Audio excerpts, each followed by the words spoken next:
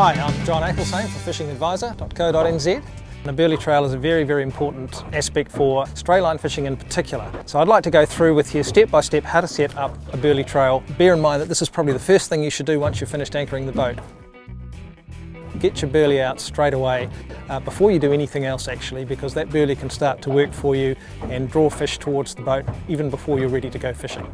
Burley can be all kinds of things. It's usually fish of some sort or shellfish that's been minced up. This one consists, I believe, of 50% mussel and 50% kinner, which would be a really good combination for snapper. As it defrosts, it's going to let out small pieces of burley that is going to drift down in the current, and that's going to draw fish through the scent. We're going to use a wobble pot.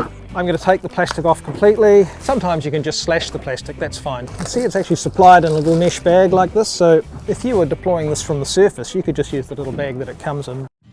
The beauty of the wobble pot is that we can fish this at pretty much any depth between the bottom and the boat.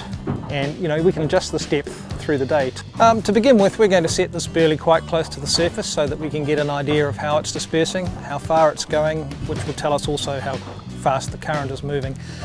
If it's just racing across the surface, I think it'd be wise to drop the burley a little bit deeper. But if it's sinking quite nicely, we may leave it quite near the surface. So you just need to play it a little bit by ear, have a look, see what your burley is doing. The idea is for it to disperse and draw fish to you, but you don't want it dispersing so far that by the time it actually gets down to where the fish are, it's hundreds of metres away. That's not much use to you. If you've got those sorts of conditions, you might want to consider taking the burley closer to the bottom, and that way it's going to pull fish along the bottom towards your baits. Something I do often do in deeper water is I like to chunk, which is just cut up pieces of fish and throw them in one by one. They sink quite fast, much the same rate as your baits do, and that can be quite effective in deep water.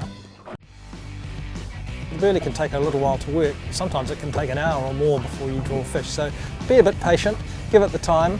If nothing happens after maybe an hour and a half, you might want to consider changing your fishing spot.